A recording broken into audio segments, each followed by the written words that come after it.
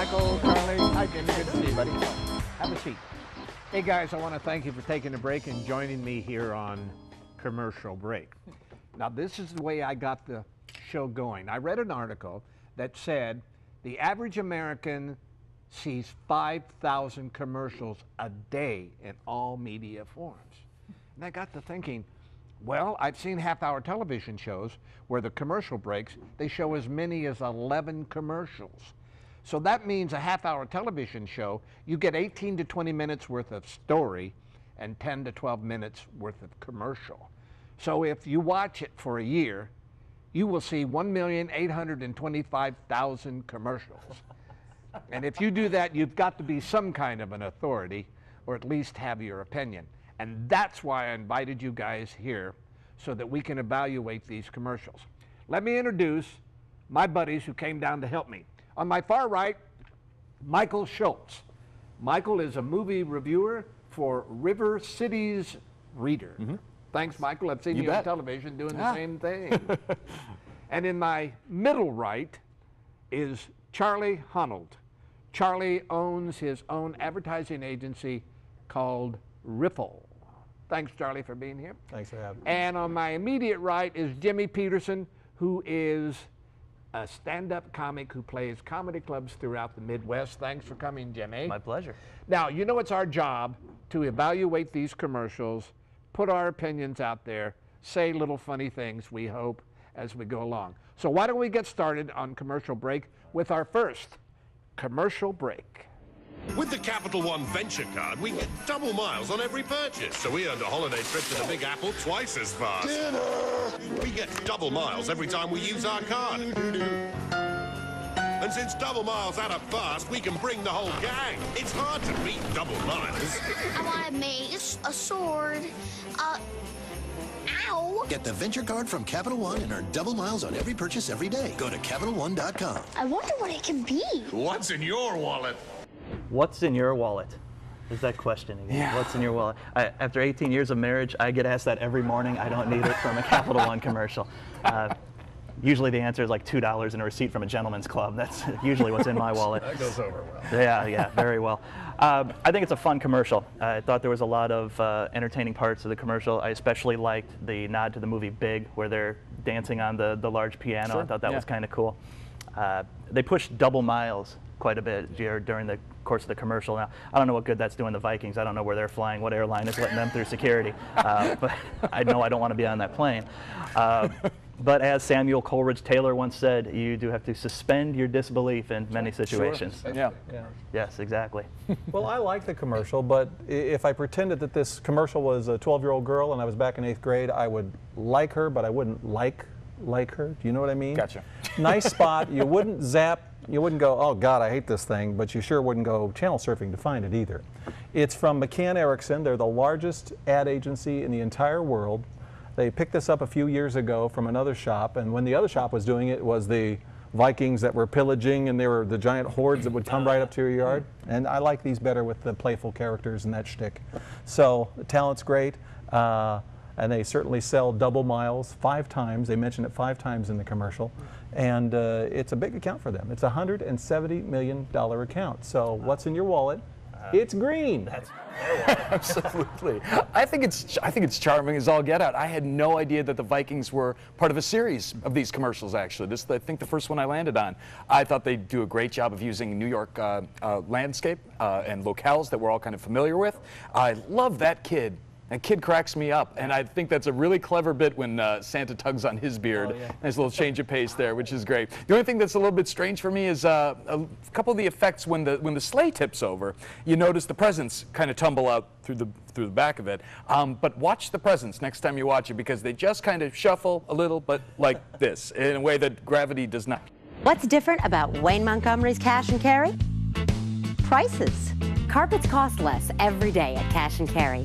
Honey, did you call the Shebler Company? The dinner party is in 2 weeks, and you remember what happened last year. Thermal socks, anyone? Shebler's factory-trained technicians are... Kimberly Furness, thank you so very much for dropping by at Commercial Break. Thanks we for having enjoy me. watching your commercials. Every time I see them, I just stop and stare. And one of the things I've always wondered when I see actors and actors in commercials, what do they do outside of the commercial world?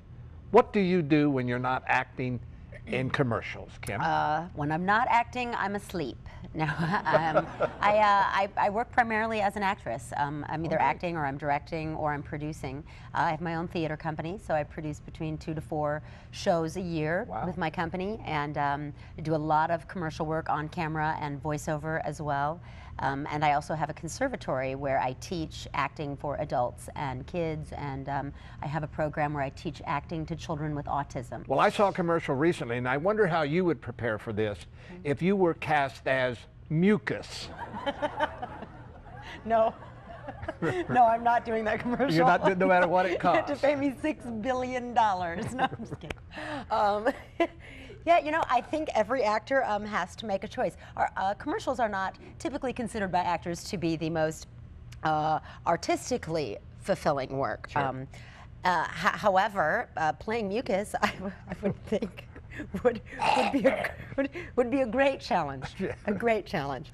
Can you give us the difference between a national commercial, a regional commercial, and a local commercial? What does that really mean? Well, a national spot is certainly the route most actors want to go. If you can land a national spot, you're looking at a lot of money sometimes. The pay is based on residuals, how many times the commercial airs throughout the country, or if it's international, sometimes throughout the world. So there can be a lot of money there. Most of the commercial work that I've done has been local. I've done a lot of regional commercial work for Sprint, voiceover work. Good.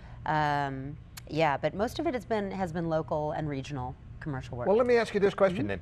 Would you like to be a commercial actress only? Because a commercial actress who is a spokesperson can make $60,000 a commercial. Absolutely, yes, and that can be the low end sometimes. Yeah, you know, scripts for commercials are getting so clever and so fun that you know, they're a lot of fun to do, and the money is certainly, it really is one of the most lucrative ways to make a living as an actor. So if the work is there and that was all that I could do, I would be content and happy to just do commercial work. Yeah. Kim, I can't thank you enough for coming in, showing us your commercials, thank you. showing us your workshops and your theaters. And I hope you get that national commercial. And for the rest of your life, you have to play Mucus. That would be my luck. Thanks. It's always great to have Kim around. She always has something wonderful to say. And she's nice to look at, too, if you know my opinion. But she did talk about national, regional, and local commercials. So I think it's time we should tackle one of the local commercials. Check this commercial break. Yes, ma'am, we can get you in this car today. Awesome. Another satisfied Gold Key customer. Not so fast. You gotta go through me first. It's time to use the finance phone. Finance man, it's Gold Key. We need you. Sit tight, citizen. I'm on the way.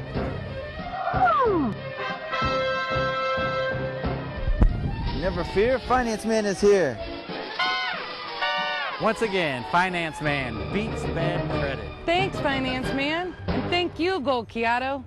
It might be key, but it ain't gold. You know what I'm saying? You know, but that's the nature of the beast. You know, you can go anywhere, New York or Chicago or, you know, Kansas City, Phoenix, wherever. And they all have this sort of low budget kind of feel to them. It works for what it is, but part of it... Could switching to Geico really save you 15% or more on car insurance? Does a former drill sergeant make a terrible therapist?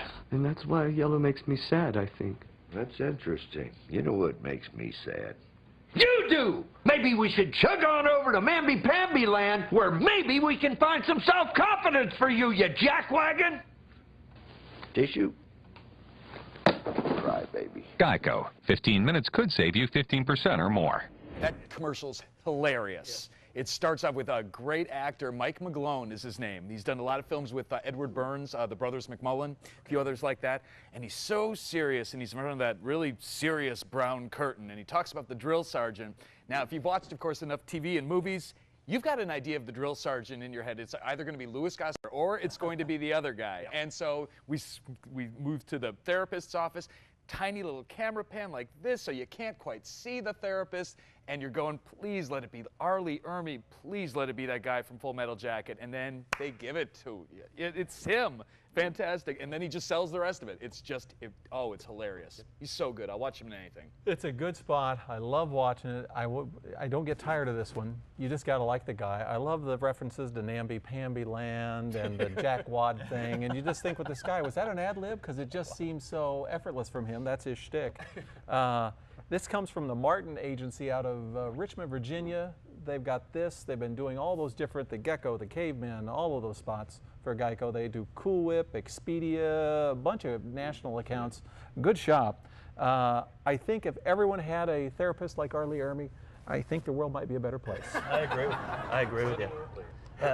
Michael, I'm really glad you brought up the announcer. I think he's very underrated in this commercial. He's fantastic. He is. Yeah. The tone, the voice that he uses, he's absolutely perfect to lead into this commercial. Yeah. Absolutely loved him. I don't know if you guys realize this, but R. Lee Ermey actually played a drill sergeant in another commercial. It was around the time of Full Metal Jacket coming out. Yeah, with Coors Light, he confiscates it from the barracks and wants to know whose it is. Okay. And then, John Wayne comes walking out. It's transposed from a movie shoot. That's mine,